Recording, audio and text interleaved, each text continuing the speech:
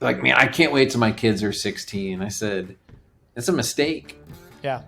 You don't see them as much anymore because they're on their own. And you may hate driving them to volleyball practice and piano and everything else because it takes your time.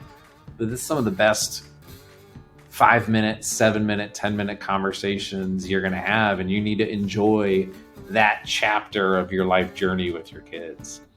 That's so true. My wife shared a staggering stat with me. And Steve and I, we might have talked about it before, but the stat was when your kids move out of your home when they're 18, and assuming they don't live in the same town that you do, you will have spent 90% of the time you'll ever spend with them in your life. So that means, when you become an empty nesters, you got 10% of time left with your kids, and that's it.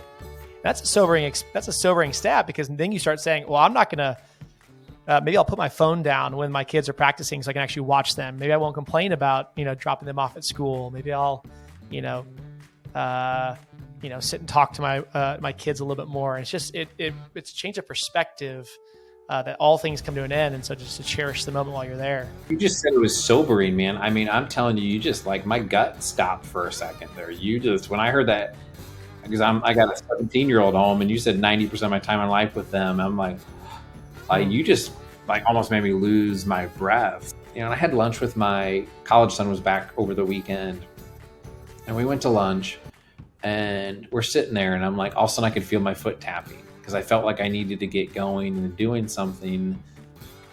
And I have this phrase in my head that I said to myself, which was, stop. Be present is the phrase. Be present. Mm-hmm. He's here with lunch with me. How many of these chances do I get? And I made that mistake way too many times in the past. I was like, I traveled, I came back, and I always took my kids out to lunch. But it was always like 30 minutes gone and off to my next meeting. And what I would do to get that time back to be more present with them.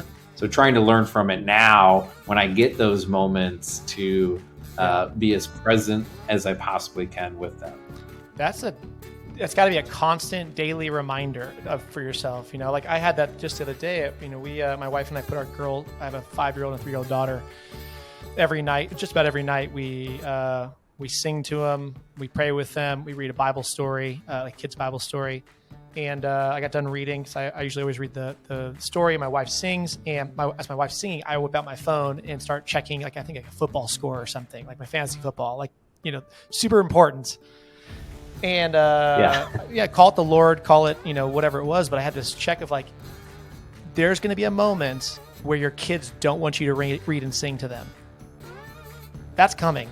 So really enjoy these moments, and I choose to think about it not in a sad, somber moment, but wow, I get to cherish this moment today. That's exciting. I'm gonna embrace it while I still got it.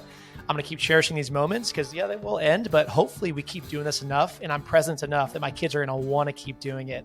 They're going to want to keep coming back. And I think about that stat I shared with you. It's like, that's a sad stat for people who aren't willing to do something about it. For me and you and Steve, we're going to do something about it. You better believe my kids are not going to see me once a year when they move out. I'll move wherever they are. We'll find a way to flip that stat, but it's a constant reminder of be present.